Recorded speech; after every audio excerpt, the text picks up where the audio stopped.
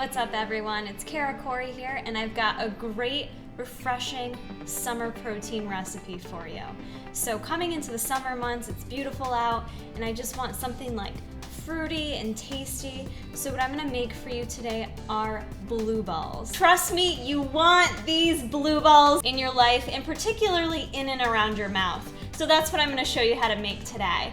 And the specialty for that is gonna be MTS Whey and blueberry muffin. It's one of my favorite proteins by MTS Nutrition and that's what we're gonna use. So to get started, like I mentioned, this is no bake. So all you need is a bowl. We're gonna throw all our ingredients in a bowl, mix it up, and it's gonna be that quick and simple, you guys, just the way I like it. So what we're gonna do is use 2 full scoops of the blueberry muffin protein. I personally don't measure this out. I just do like a full pack scoop. So 2 full scoops in there. We're also gonna add an oatiness to it. So we're gonna add 1/4 a cup of oats. Again, just gonna measure it out with 1/4 cup.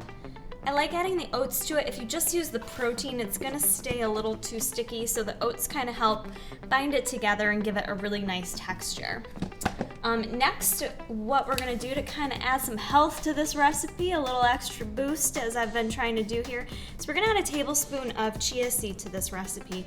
Chia seed is a great source of fiber and omega-3 fatty acids, so we're gonna add 1 tablespoon today. 1 tablespoon is gonna give us 4 grams of fat coming from heart healthy fat, as well as 4 grams of fiber and a couple grams of protein there too. 1 full tablespoon. This is good to have on hand. You guys can add chia seed to oatmeal, to smoothies, to protein shakes, and it is just like chia pets. It makes things rise and expand, so it can also help fill you up a bit too.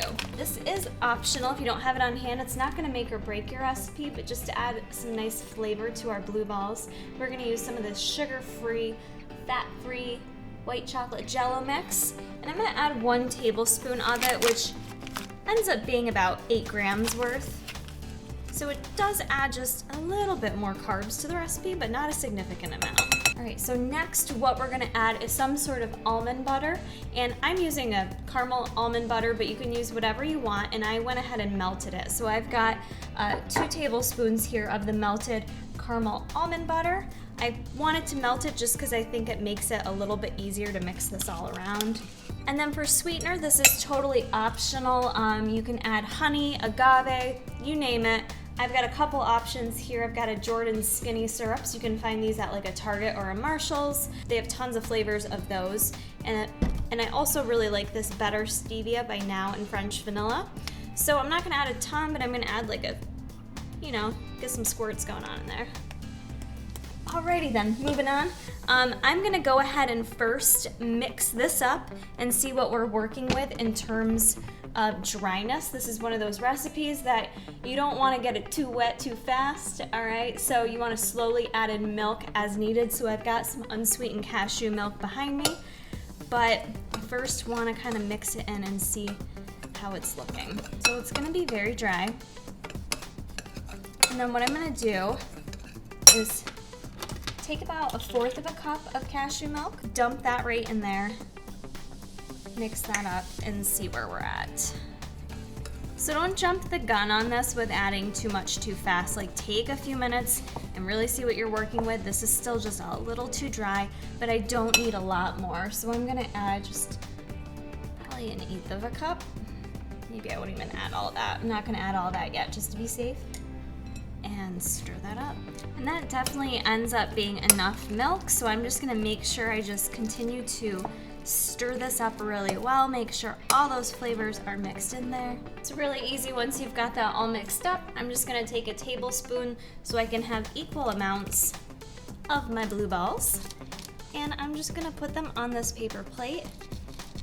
And they are gonna be a little bit sticky right now, so what I suggest you do is go ahead and once you get these all made up, throw it in the freezer for a little bit just to chill. And that's actually where I like to keep them stored because they taste good just right out of the freezer. You can grab a couple and eat them that way. So this recipe is gonna make about 12 blue balls. And don't be scared, your fingers may get a little sticky while you're making the blue balls. It's totally normal.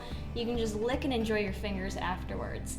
So that concludes this recipe. I hope you guys enjoy it and check it out. This gives you a little extra protein, some health benefits, gives you a little different spin on blue balls. And don't forget to get all your goodies at tigerfitness.com.